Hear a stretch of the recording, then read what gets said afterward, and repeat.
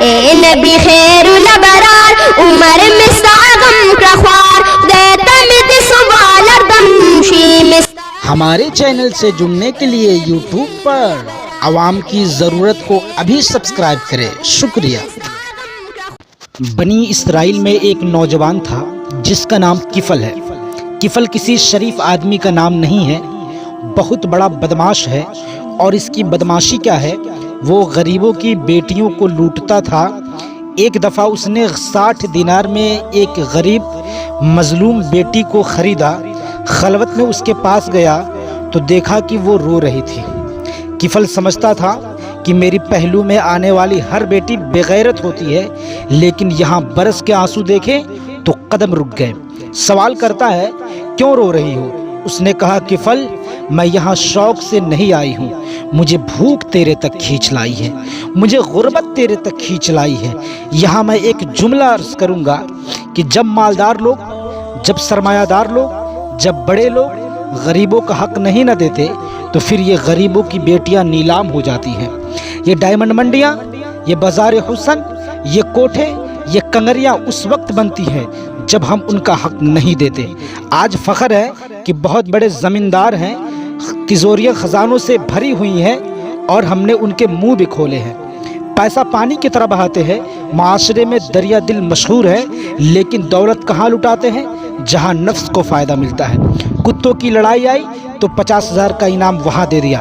Cricket match آیا تو 1 لاکھ کا انعام وہاں دے دیا. جہاں نفس کو فائدہ ملا ہم نے دولت کے منہ وہاں کھولے. اور جہاں دولت لٹانے سے رب راضی ہوتا ہے، اس کی رحمتیں برستی ہیں، وہاں ہم غفلت کی پٹی ڈال لیتے ہیں، وہاں غفلت کی پٹی ڈال لیتے ہیں. وہ کیا کسی شاعر نے کہا تھا کہ دیکھا ہے میں نے شہر میں کوڑے کے ڈھیر پر 2 بچے لڑ رہے تھے فقط ایک بیر پر، اور فصلوں کو کاٹتے کچھ ٹوٹی چوڑیاں، کچھ بک گئی ہیں دوستو گندم کی سیر پر، اور گندم امیر شہر کی ہوتی رہی خراب، بیٹی مگر غریب کی فاقوں سے مر گئی.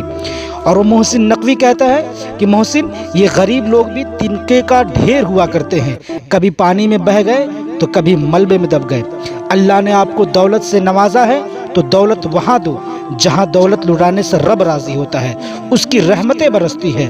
ایک چوراہے پر ایک بوڑھا دن دہاڑے آٹے کا تھیلا لے کر دوڑ لگاتا ہے. کمزور تھا، 2 قدم چلا، لوگوں نے پکڑ لیا اور لوگوں نے خوب ڈانٹا اور بعد میں سوال کیا بوڑھے یہ جرت کیسے کی تو نے؟ وہ بوڑھا رونے لگا اور رو کے یہ کہنے لگا کہ 1 ہفتہ ہو گیا میں اس چوک پر آ کے کھڑا ہوتا ہوں مزدوری کے لیے اور لوگ مجھے بوڑھا سمجھ کر چھوڑ کر چلے جاتے ہیں.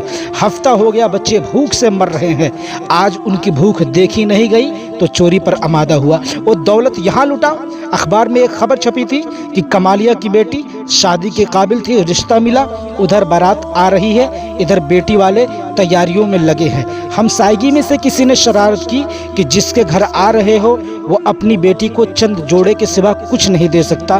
بارات وہیں سے واپس چلی گئی. بتاؤ اس بیٹی کے دل پہ جو چوٹ لگی تھی اس کا مزہ کس کو چکنا تھا؟ اللہ نے آپ کو دولت سے نوازا ہے تو غریبوں اور بیواؤں کی بیٹیاں گھروں میں بوڑھی ہو رہی ہیں، تم کتوں پہ پیسے لٹا رہے ہو، تم کرکٹ میچ پہ پیسے لگا رہے ہو. اگر دولت لٹانے کا شوق ہے تو معاشرے میں پھیلے ہوئے دکھ دیکھو تاکہ خدا کی رحمتوں کے تم مستحق بن سکو. جب اس بیٹی نے کہا کفل مجھے بھوک تیرے تک کھینچ لائی ہے، یہ ایک جملہ جو کفل کی ہدایت کا سبب بنا.